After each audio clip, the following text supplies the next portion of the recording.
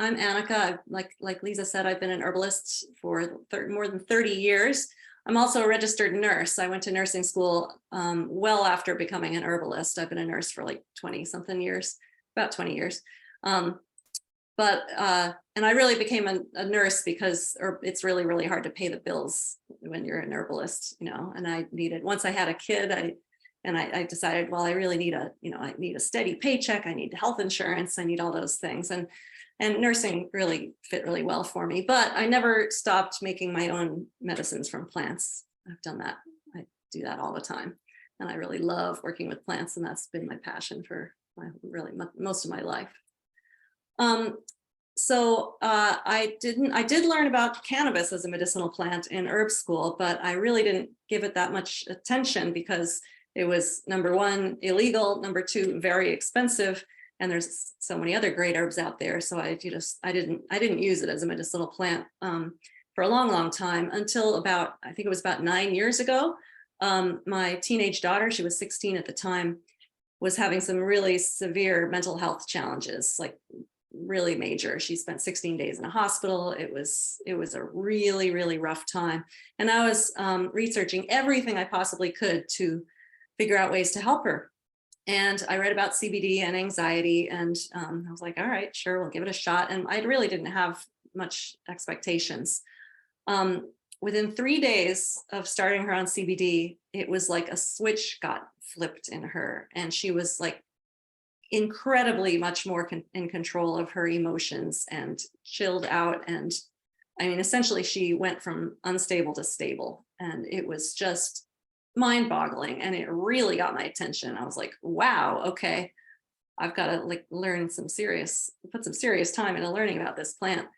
And I did, and I just got fascinated with learning all about it. It's a very complex plant, and the way it interacts with our bodies is just fascinating, which I'll get into. And that was when all cannabis was still basically illegal, before the 2018 Farm Bill. The Farm Bill made hemp, or low THC cannabis, legal as an agricultural crop.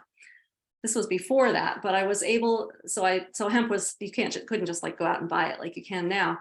But I figured, I'm an herbalist. I should be able to, I mean, CBD was expensive then. And I was like, I should be able to figure out how to make this on my own. And I got my hands on some hemp and started experimenting. And the stuff I was making myself worked as well, if not better, than the really expensive stuff that had been produced in the lab.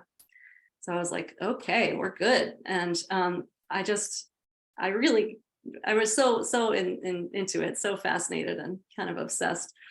And then I tried it on my husband. He had bone spurs in his neck from an old motorcycle accident, and he had flares of that, which were really severe, like severe enough to be prescribed narcotics and all that. And I tried to convince him to use CBD, and he's like, if Vicodin doesn't help, how is this stuff going to help? And I was like, just give it a try. And so he started using it both topically on his neck and internally. And after a week or so, he was like, yeah, it's definitely feeling a little bit better. And then a couple months later, we went away for the weekend, and he forgot it. And at the end of a long weekend, he was like, oh my God, this is how I used to feel all the time. And then that repeated itself several months later when he forgot it again, and the same thing happened. So he is a total convert now. So seeing how much it changed my daughter's life and improved my husband's quality of life, I was really, really invested in CBD. Honestly, I didn't start out to start a business, but I really, really felt compelled to do so. It wasn't a smart idea. The CBD field at that time, it was rapidly changing. It was legally like ambiguous. It was a crowded field. Everybody was starting to get into CBD. This was right after the Farm Bill was passed. But I really just felt driven to do it, and I did. And within a year, I had to quit my nursing job, or I'm still working. I'm working per diem, but I was like trying to keep up with the business and working full time. It was like not a sustainable lifestyle. So that's how I got into it. So my company, Primal Botanical, I make everything right here in St. Johnsbury. I use hemp that's mostly grown in Cabot, Vermont. I do use some concentrate that's also grown in the Northeast Kingdom of Vermont. And I extract the hemp myself, which is actually quite unusual. Most companies buy extract that's been, or concentrate that's been extracted in a lab and then just add it to a carrier oil and call it handmade. But I extract mine right and use the flower itself and extract that directly into oil, like old school herbalist style. And most of my products are certified organic and all full spectrum. I'll explain what full spectrum means in a little bit. So that is me, and I'm going to go ahead and get started with my screen sharing. If anyone has any questions at any time, please just go ahead and interrupt me. I'm not going to be able to see you raise your hand or anything while I'm screen sharing, but just go ahead and speak right up. I don't mind at all. So I consider this class like a CBD 101, just an intro to CBD. So I'm going to go over the history of cannabis. What is CBD? How does it work? What is it used for? How to take it, the different kinds of CBD that are out there, dosing of CBD, side effects, medication interactions, and how to source quality CBD. Before we get started too much, I just want to clear up a couple common misconceptions. So cannabis has kind of two branches, hemp and marijuana, and it's a legal distinction. By legal definition, hemp has to contain below 0.3% THC. THC is the compound in cannabis that gets you high. If it's got above 0.3% THC, it's considered marijuana. A lot of people, I've heard all kinds of things like, oh, hemp is the male plants and marijuana is the female plants. No, it's all the same exact species. It's just breeding that makes it different. I'll get a little more about that further on too. Another distinction that people get confused about is hemp oil versus CBD oil. Most people know that CBD is made with hemp, so they think, oh, hemp oil, that must contain CBD. Not so. Hemp oil is made from hemp seeds, which don't contain any CBD or any other cannabinoids. It's got a lot of omega-3 and 6 and 9 fatty acids. People use it as a supplement. You can use it in cold food preparation. You know, it's got some nutritional benefits, but it doesn't have any CBD at all. So very common misconception. All right, we're going to go ahead into the history of cannabis. So cannabis is one of the oldest cultivated crops in the world. There's evidence to show that cannabis has been cultivated as far as 8,000 BC, which is ages and ages ago, for fiber and rope and stuff like that. It started being used as a medicine. The first documented use of medicine was in China in 2800 BC, still a long, long time ago. It's been, sorry, I'm trying to see my notes and my slides at the same time. It's a little challenging. So there's documentation of ancient use in China, India, Egypt, Greece. Here, this has both Greek and Arabic writing on this document. Persia, it's mentioned in the Bible. It was widely used in medieval Europe. This is from the 1100s, I believe, and this is from the 1500s. So very widely used long ago. Also widely used in early America. These are slides from Mount Vernon, which is George Washington's estate. Obviously, these are photographs. It's got a living history museum there now. But so George Washington grew hemp on his estate, as did many of the other founding fathers and presidents. It was actually required to grow hemp in some parts in the colonies and in England. If you were a farmer, you were required to grow hemp. Clothes, rope, paper, and canvas were all made from hemp. The early American flags were made from hemp.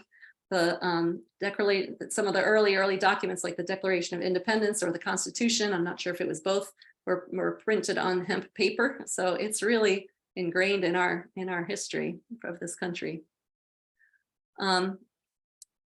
So here, this is a hemp harvest on an old $10 bill. As I said, several early US presidents and founding fathers grew hemp, many of them. There's conflicting information about whether they actually smoked it. There are a couple quotes attributed to Washington and Jefferson about smoking hemp, but other sources say they really didn't. So who knows? They may have. So hemp, or cannabis rather, was listed in the US Pharmacopoeia from 1850 to 1942.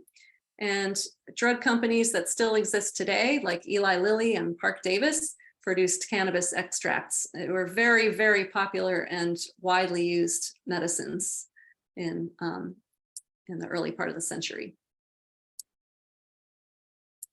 In the 1910s to 1930s, this country saw an increase in immigration from Mexico.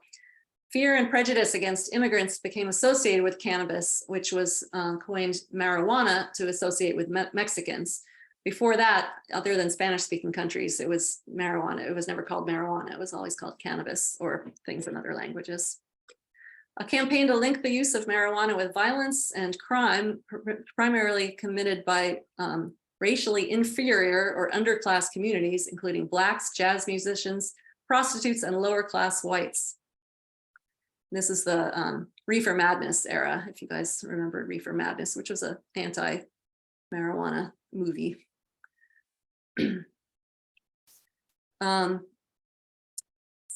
So politicians with ties to the paper, timber, cotton, and oil industries spread all kinds of myths about cannabis, about it causing violent behavior and sexual promiscuity and all kinds of things.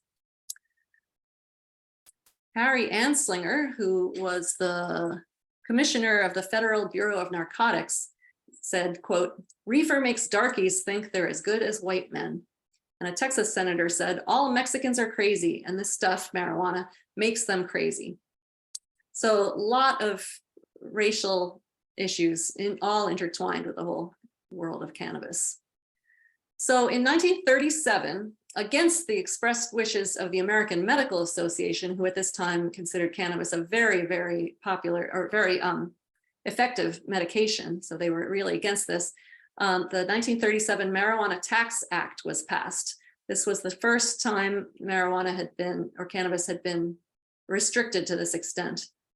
The Tax Act placed very high taxes on anybody involved in the cannabis industry, whether you're a grower or a product maker, and even including physicians. So physicians, if they wanted to use cannabis for their patients, they had to pay large, large sums in taxes. So it kind of made farming cannabis financially impossible. And it really crippled the cannabis industry. The Tax Act was designed to cripple the hemp industry, clearing the way for the paper, timber, and cotton industries, because hemp could be used for paper, for cloth instead of cotton. And so there are actually some really famous people who are instrumental in this. William Randolph Hearst was a newspaper magnate. He had timber, he had a lot to do with the timber industry, and he could see hemp coming in and disrupting the timber industry. Andrew Mellon and the DuPont family, they were involved in, like DuPont Chemical, they were involved in nylon production. And so the hemp as a fiber threatened the nylon, the burgeoning nylon and other fabric industries. So these guys had big ins with politicians, and they lobbied hard to make cannabis, or to pass this tax act to cripple the hemp industry. And in 1970, cannabis was put on the US drug schedule as Schedule 1. If you're familiar with the drug scheduling, it's drugs that have potential for abuse and in their various categories. Schedule 1 is the worst or most illegal group. It's drugs that have no medical use and a high potential for abuse. So including stuff, ecstasy, LSD, heroin are in that category. In Schedule 2, which is less restrictive, you've got cocaine, fentanyl, oxycodone, and methamphetamine. So all those are considered safer and more useful than cannabis, which is really ironic. All right, in 2018, the Farm Bill was passed, and that legalized hemp as an agricultural crop. It took it out of Schedule 1. As long as it had below 0.3% THC, it was good to go. So that was huge.